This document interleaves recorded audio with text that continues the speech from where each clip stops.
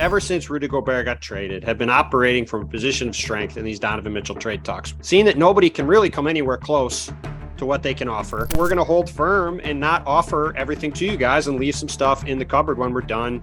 Good luck trying to find a better deal somewhere else. The number one superstar that is available for trade in the entire NBA has finally been traded. Guys, before we get to the content, we're giving away copies of NBA 2K23. All you have to do is enter the giveaway in the description down below on Twitter. We're also doing additional giveaways on my Instagram, and we're just giving away codes to people that have my notifications on for Instagram and Twitter. Now that we get all that out of the way, cue the intro.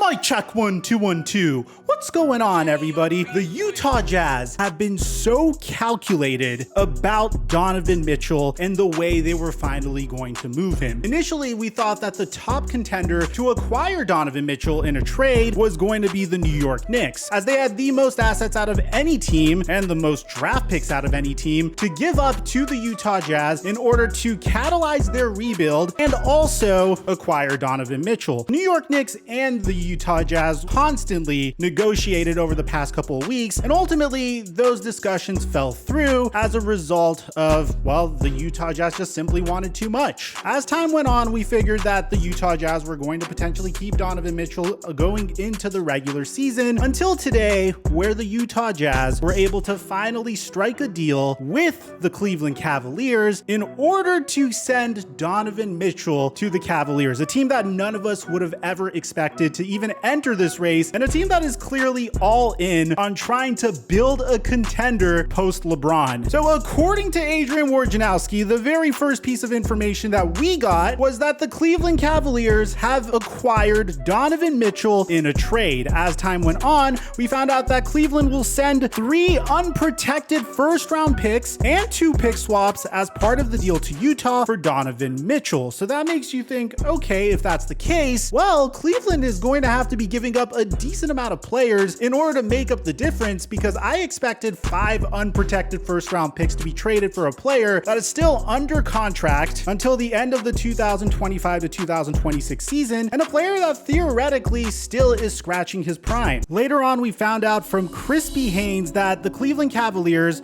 are sending Lauri Markkanen, Colin Sexton, Ochai Agbaji to Utah in the package for Donovan Mitchell. So in totality, the Cleveland Cavaliers are trading Colin Sexton, Lauri Markkanen, Ochai Agbaji, 3 first-round picks and 2 pick swaps to the Utah Jazz for Donovan Mitchell. So 5 first-round picks in totality, if you want to also count the pick swaps, are being sent to the Cleveland Cavaliers in return for Donovan Mitchell. So Cleveland is sending its 3 unprotected picks to Utah in 2025, 2027, and 2029, and pick swaps in 2026 and 2028, kind of to get around the Stepien rule, ironically from the Cleveland Cavaliers originally. Along with the Rudy Gobert trade with Minnesota, Utah has now gathered 13 unprotected or lightly protected picks through 2029. Now, one of the players that I'm going to be honest, I was kind of sleeping on until I realized this,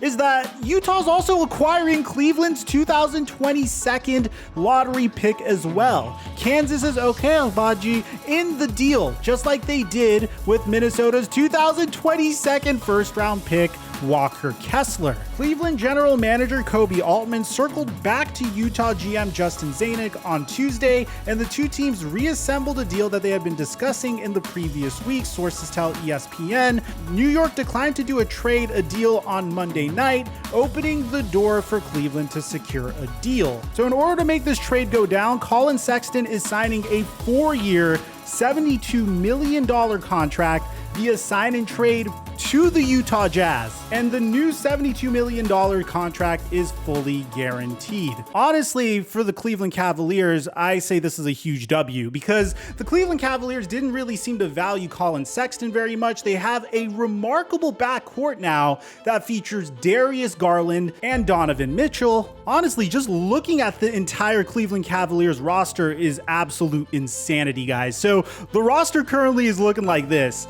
Donovan Mitchell, Jarrett Allen. How did they not give up Jarrett Allen in this deal? I have no idea either. Caris LeVert, Kevin Love, Evan freaking Mobley, Darius freaking Garland. Wow. I'm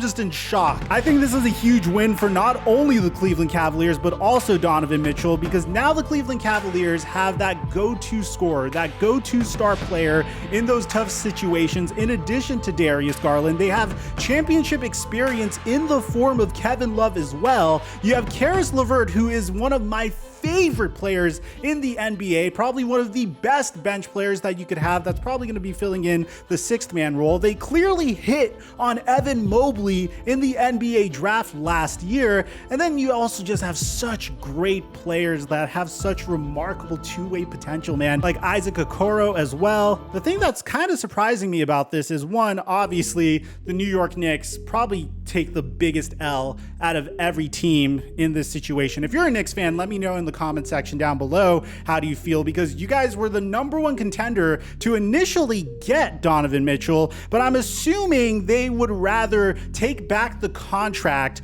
of Colin Sexton, which is $72 million, as opposed to like a contract like RJ Barrett's, which complicated things and is now $120 million. And ultimately you get some additional good role players such as Lauri Markkanen in this return. I think the Utah Jazz are doing a remarkable job rebuilding. I mean, when you consider this, in addition to the Rudy Gobert trade, in addition to the Patrick Beverley for Talon Horton-Tucker trade, the random trade of Royce O'Neal for a first-round pick, I think they're doing a remarkable job starting their rebuild. This is probably the best case scenario for any team that is going to start a rebuild. Now the Utah Jazz have entered the Victor Wembanyama sweepstakes. They have tons of draft capital and options for the future. I think both sides made out like bandits in this case. Props to Danny Ainge for being patient and waiting for the right deal for him. It sucks for Leon Rose and the New York Knicks. Now you have like $340 million of total salary being invested in the likes of Julius Randle and Jalen Brunson. And you have to bear in mind that Utah still has coveted veteran trade assets,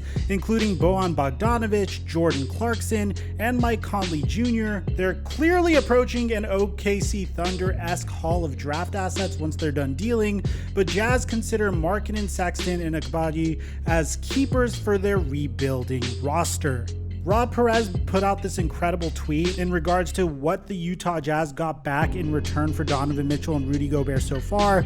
Malik Beasley, Talon Horton-Tucker, Stanley Johnson, Bolmaro, Walker Kessler, Jared Vanderbilt, Lauri Markkanen, Agbaji, Colin Sexton, and all of these freaking draft picks. What a way to start a rebuild. Kudos to the Utah Jazz. I think both sides made out as huge winners in this trade. But let me know in the comment section down below what you guys think about all this, man. Aside from that, I'm your boy Mike, and I'm dropping our mic until our next upload.